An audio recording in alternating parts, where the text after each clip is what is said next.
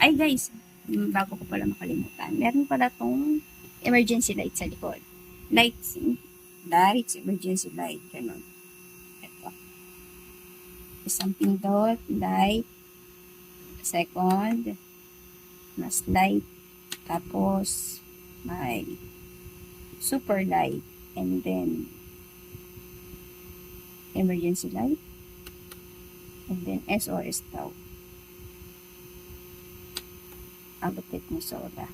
Ay guys, pag pinindot nyo pala tong light na yan, ayan, open natin ulit. Lalabas din yan dun sa may harapan. Yung LED, ayan o. Kita nyo ba guys yung LED? Ayan yung LED. Kanina wala yan eh. Ngayon papatayin ko ulit. Kita nyo ba? Papatayin natin yung LED. Papatayin natin.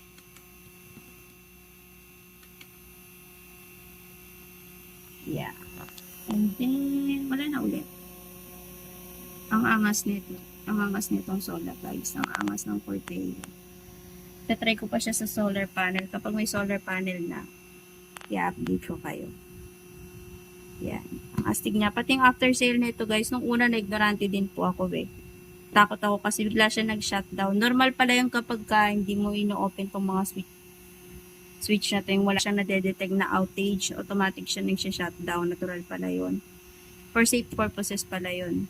Para dun sa loob. At saka para sa, parang sabi nung nag-after sale sa akin, customer service, na ano daw, para daw yun sa mga, parang kids protection, children's protection, gano'n. So, tatry ko na siyang ipatayin. Try natin siyang patayin guys, yung USB. Ayan. Oops, walang USB na lumabas. Try natin kung may pupusa siya mamamatay guys. Dahil wala siya na-detect na kuryente. Na outage pala. Ayan. Astig ng solar guys.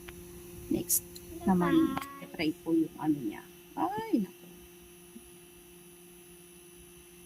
Ayaw niya mamatay. Ayaw niya mamatay. Oh, automatic shutdown. Ilang lang tayo ng mga 10 seconds. 1, 2, 3, 4, 5, 6, 7, 8, 9, 10. Try ulit natin i-on. One click lang. O yun. One click lang pa talaga siya. Noong una, nagarante talaga ako. Nilong press ko. Ayaw magbukas. And then,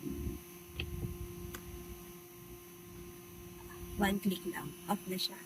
Yun lang. Flex ko lang. Ang galing.